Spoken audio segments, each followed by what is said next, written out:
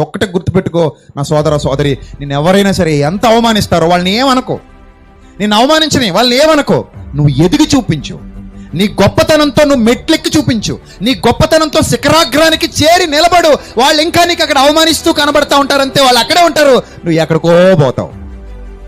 అప్పుడు కాలర్ ఎగరేసి అక్కడ నిలబడెళ్ళు, ఏందిరా కోస్తున్నారని. నీ అవసరం వచ్చిన రోజు నిన్ను అవమానించినోడు కూడా నీ కాళ్ళ దగ్గరికి రావాల్సిందే.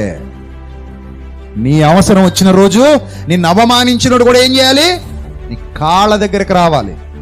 అలా నిలబడు. రాత్రి అదే మాట్లాడే ఆత్మగౌరవం గురించి. కృంగిపోకు. వాడికి అవమానించడం అలవాటు, నీకు ఎదిగిపోవడం అలవాటు. ఎదిగిపో. వాడికి అందనంత ఎత్తికి ఎదిగిపో, వాడు ఊహించినంత ఎత్తికి ఎదిగిపో, అంత ఎత్తికి ఎదిగిపోయి అక్కడ నిలబడి అప్పుడు వెనక్కి తిరిగి చూడు, ఆడు ఇంకా అక్కడెక్కడో నిలబడి మురుగుతానే ఉంటాడు. ఆడికి అదే వచ్చు, కానీ నువ్వు ఆల్రెడీ ఎక్కడికో వెళ్ళిపోయి కూర్చుండిపోయావు. అది విజయం అంటే.